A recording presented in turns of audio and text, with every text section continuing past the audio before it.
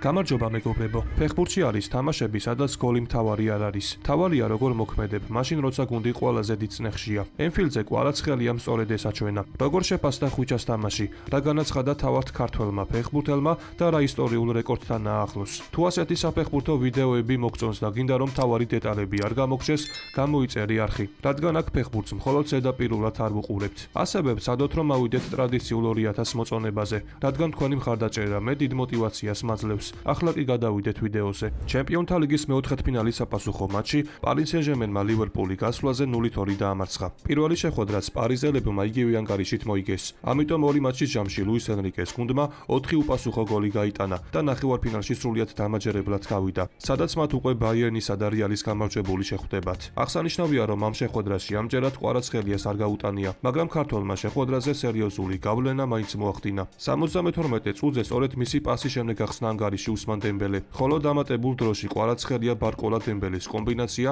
მეორე გოლით დასრულდა. ასე რომ ხვიჩამ ერთ ეპიზოდში საგოლე პასი მიითვალა, მეორეში კი პრიასისტი. მატჩის საუკეთესო ფეხბურთელად კი დემბელე დასახელდა, ხოლო სოფასკორმა კვარაცხელიას თამაში 7.2 ქულით შეაფასა. შეხვედრის შემდეგ ლუის ენრიკემ თქვა, რომ ეს ორი მაღალი დონის გუნდის დაძაბული დაპირისპირება იყო. მისი შეფასებით პირველ ტაიმში PSG უკეთ აკონტროლებდა თამაშს და მომენტების შექმნას ახერხებდა, ხოლო შესვენების შემდეგ ლივერპულმა ბევრად აგრესიულად ითამაშა და პარიზელებს საქმე სერიოზულად გაურთულა. თუმცა ენრიკემ ხაზი გაუსვა ერთ მთავარ დეტალს. ასეთ მატჩებში მხოლოდ ბურთით თამაში არ კმარა. თუ ამ დონის შეხვედრების მოგება გინდა, დაცვაში მაღალი ინტენსივობით და უბურთოდაც გამართულად უნდა ითამაშო. სწორედ ეს იყო ის, რაც მისმა გუნდმა მისი თქმით კიდევ ერთხელ აჩვენა. ასევე შეხვედრის დასრულების შემდეგ კვარაცხელიამ საკმაოდ ვრცლად ისაუბრა. ბედნიერები ვართ. მეორე ტაიმის საწყისი წუთები რთული გამოდგა, მაგრამ გოლის გატანის შემდეგ ყველაფერი გაგვიმარტივდა. ბედნიერები ვართ, რადგან ლივერპული ენფილდზე დავამარცხეთ. სტადიონზე საოცარი ატმოსფერო იყო და გვიხარია, რომ ნახევარფინალში გავედით.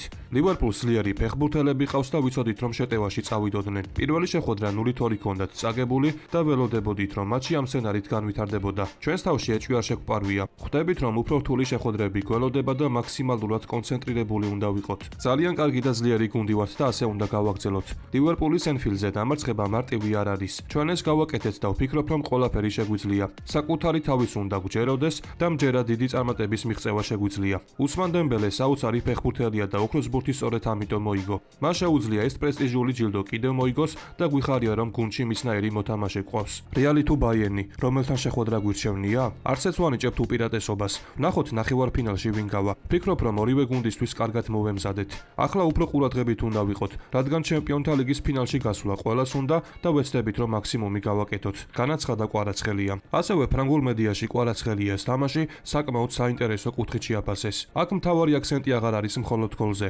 დრიბლინგზე ან ცალკეულ ეფექტურ მოქმედებაზე. წერენ, რომ ხვიჩა იმ ფეხბურთელად იქცა, რომელიც მატჩის რთულ მონაკვეთში გუნდს უბურთოდაც დიდ დახმარებას უწევს. ფუტმერკატომ 7 ქულა დაუწერა და აღნიშნა, რომ პირველ მატჩში გამორჩეული თამაშის შემდეგ ამჯერადაც სერიოზულ პრობლემებს უქმნიდა ლივერპულს. გამოცემის შეფასებით მისი დრიბლინგი მეტოქის დაცვისთვის მუდმივი საფრთხე იყო, თუმცა განსაკუთრებით დასაფასებელი იყო ის, რასაც ის წნეხის პერიოდში აკეთებდა. უკან დაუღალავი მუშაობა, სივრცეების დაბალანსება და გუნდის დახმარება მაშინ, როცა ლივერპული ყველაზე აქტიურ ფაზაში იყო. საბოლოოდ სწორედ ამის ფონზე მიიჩნიეს, რომ კვარაცხელიამ ორივე გოლში გადამწყვეტი როლი ითამაშა. პარის ხმასმა კი უფრო მკაცრი ტონი აირჩია და დაწერა, რომ კვარაცხელიას კარგი პირველი ტაიმი ჰქონდა, თუმცა შემდეგ გაუჭირდა და ბურთს ხშირად კარგავდა. მიუხედავად ამისა, მათაც აღნიშნეს, რომ დემბელეს პირველ გოლზე საგოლე პასი სწორედ ქართველმა მიითვალა. SoFoot-ის შეფასება კი სრულიად განსხვავებულია. 8 ქულა და ხაზი იმაზე, რომ ეს 60 წუთის შემდეგაც კი მთლიანობაში მისი თამაში ძალიან მაღალი დონის იყო. ამ ყველაფერს კი ემატება კიდევ ერთი საინტერესო დეტალი. ფრანგული გამოცემა ეკიპი წერს, რომ PSG-ში ახალი საბონუსე სისტემა მოქმედებს. კერძოდ ფეხბურთელები, რომლებიც საგოლე გადაცემის წინა პასში ასრულებენ,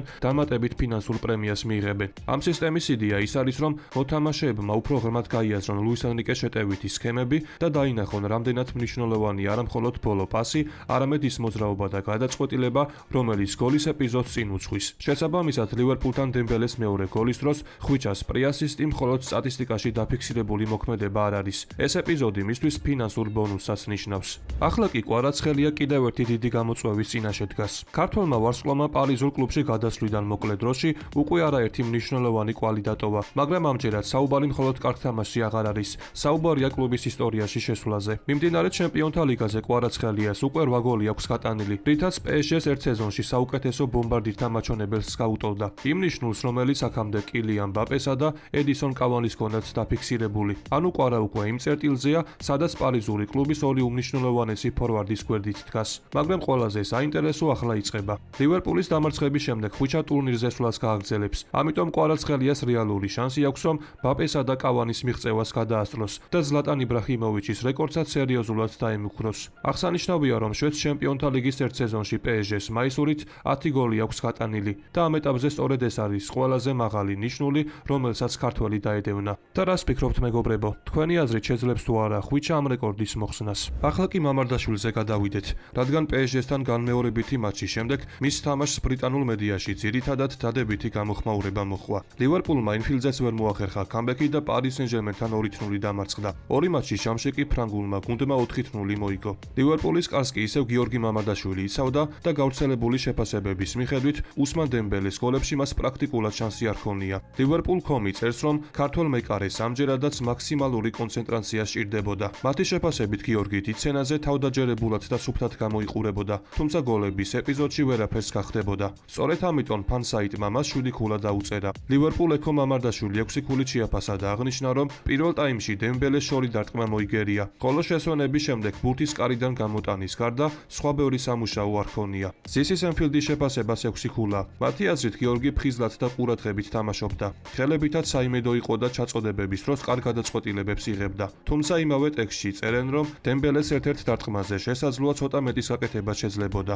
გოლმა ასევე 6 ქულა დაუწერა. გამოცემა აღნიშნავს, რომ მამარდაშვილმა არაერთი საინტერესო ჩარევა მოახერხა, მათ შორის დემბელეს მცდელობებზეც, თუმცა საბოლოოდ PSG-ს 10 ნომერმა მაინც შეძლო თავისი მომენტების გამოყენება. ბოლოს კი დავძენ იმასაც, რომ მამარდაშვილმა ჩემპიონთა ლიგაში სადებიუტო სეზონში 7 მატჩი ჩაატარა. საბოლოოდ მიუხედავად იმისა, რომ ლივერპული ტურნირის გამოეთიშა, მამარდაშვილის თამაში იმ იშვიათ შემთხვევებს შორის იყო, სადაც მარცხის ფონზეც ინდივიდუალური შეფასებები მეტწილად პოზიტიური დარჩა. ხოლო თუ აქამდე ხარ მოსული, შეგახსენეთ, რომ ჩვენი მიზანი ავიდეთ 2000 მოწონებაზე, რის შემდეგაც ახალი ვიდეო ძალიან მალე გამოვა. ეს ძარცვა იყო, რა განაცხადეს ბარსას ბანაკში ატლეტიკოსთან მარცხის შემდეგ.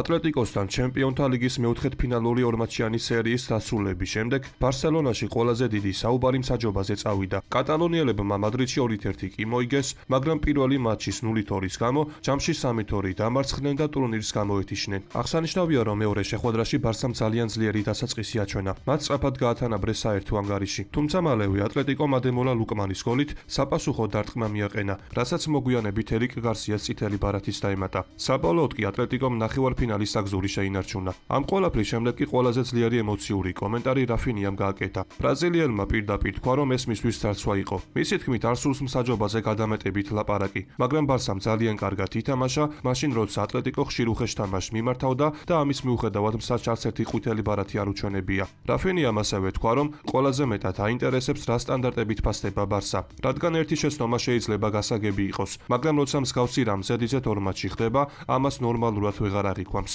ეს ბრაზი მხოლოდ გუშინდელ 90 წუთს არ უკავშირდება. მაჩამდე უკვე ცნობილი იყო, რომ UEFA-მ ბარსას აჩივარი არ დააკმაყოფილა პირველი შეხვედრის ერთ საკამათო ეპიზოდზე. საქმე კი იმ მომენტს ეხებოდა, როცა ბარსა თვლიდა, რომ ატლეტიკოს ფეხბურთელმა საჯარიმოში ხელით ითამაშა, მაგრამ არც პენალტი დაინიშნა და ვარიც არ ჩაერია. სწორედ ამ ფონზე გასაგებია, რატომ გადავიდა კლუბისა და ფეხბურთელების უკმაყოფილება უკვე ორმაგი სტანდარტების თემაზე. ამასთან დაკავშირებით კი საინტერესოა ბარსას ფანების აზრის მოსმენაც. თქვენი აზრით მართალია თუ არა რაფინიამ საჯებთან დაკავშირებით? ხევანდელ ვიდეოს კი ამით დავასრულებ. მოტივაციისთვის კი თხოვნა, რომ ავიდეთ მინიმუმ 2000 მოწონებაზე. ასევე გამოიწერი არხი, რათა იყო მუდმივად საქმის კურსში. ყველას გისურვებთ ჯანმრთელობას და ბედნიერებას. მე კი მომავალი ვიდეოთი ძალიან მალე დაგიბრუნდებით.